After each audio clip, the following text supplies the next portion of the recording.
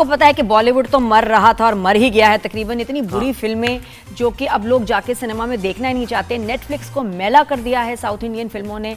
लेकिन तो फिर सिनेमाज में अच्छी फिल्में लोग इंतजार में रहते हैं दुनिया भर में। मैंने वहाँ का रेफरेंस इसलिए दिया कि वो तो इंडस्ट्री गई, लेकिन हॉलीवुड अभी स्ट्रगल कर रहा है और कभी कभी अच्छी फिल्में आ जाती हैं। तो न्यू ईयर के टाइम पे वैसे भी जो आपकी बिग बजट फिल्म रिलीज होती हैं, बिकॉज ये मनी मेकिंग टाइम होता है, क्रिसमस एंड न्यू ईयर।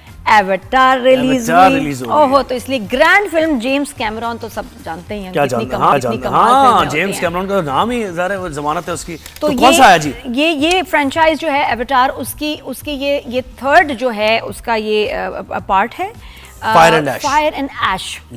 अब आपने देखा? नहीं, मैंने एवेटार नहीं देखी, क्योंकि मुझे मूवी समझ नहीं आई। साइंस फिक्शन इतनी ज्यादा मुझे अट्रैक्ट नहीं करती, लेकिन बहुत हिट हो रही है फैंटेसी फिल्म्स। और मैंने तो आप ये मतलब पूछे कितनी 100 बार ये मैंने फिल्म देखी, स्पेशली द फर्स्ट पार्ट। उसके बाद फर्स्ट पार्ट इतना जबरदस्त था, सेकंड जो था वाज इफ यू रिमेंबर कि जी पानी के ऊपर था, वाटर।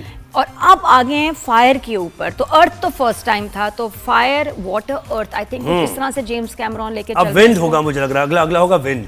10 रोज में 213 अरब रुपए का बिजनेस कर लिया। चाह तो अब देखिए, मैं भी देखूंगा, वैसे कोशिश करता हूं मैं कि इस फायर एंड ऐश को देखता हूं, थोड़ा इंटरेस्ट डेवलप करने की। कमाल फिल्म है।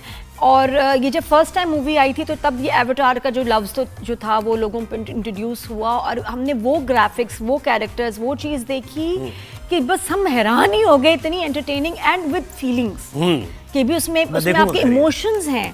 और ये बस ये तो बहुत ही कमाल है। अच्छा, मैंने देखने की कोशिश की, लेकिन इंटरेस्ट जो होता है ना, आपको वो इंटेक्ट नहीं रहा, वो डेवलप नहीं हो सका। पता नहीं किस किस्म के लोग होते हैं जिनको ये फिल्में समझ नहीं आती, चाहे फैसल हो गए या ज़ुहैब हो गए। मुझे इनकी समझ नहीं आती कि इनको फिल्म क्यों नहीं समझ आती ऐसी फिल्में। I love it. और ये सिनेमा एक्सपीरियंस है। यू मस्ट ये सही कहा आपने, टू वॉच दिस। हाँ, सिनेमा जाके देखने की, फोन पे तो देखने की कोशिश ही ना करना, पायरेटेड प्रिंट।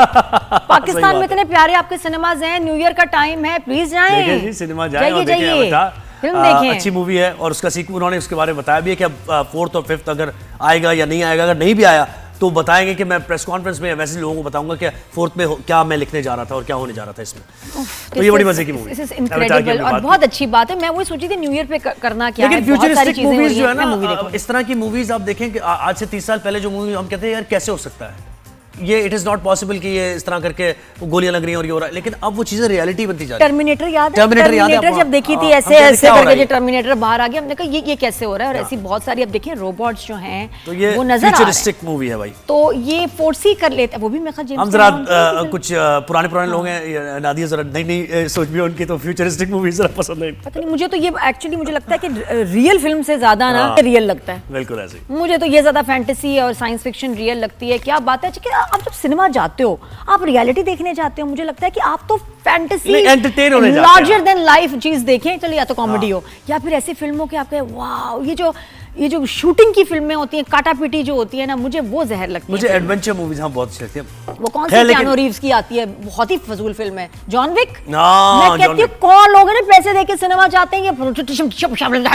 देखने जाते हैं, क्यों इतना वायलेंस देके आते हैं और कहते हैं यार क्या मूवी थी, पैथेटिक। आपने एंजॉय करना है, एंटरटेन होना है, go and watch avatar. Happy new year. और वर्चुअल वर्ल्ड में रहिए।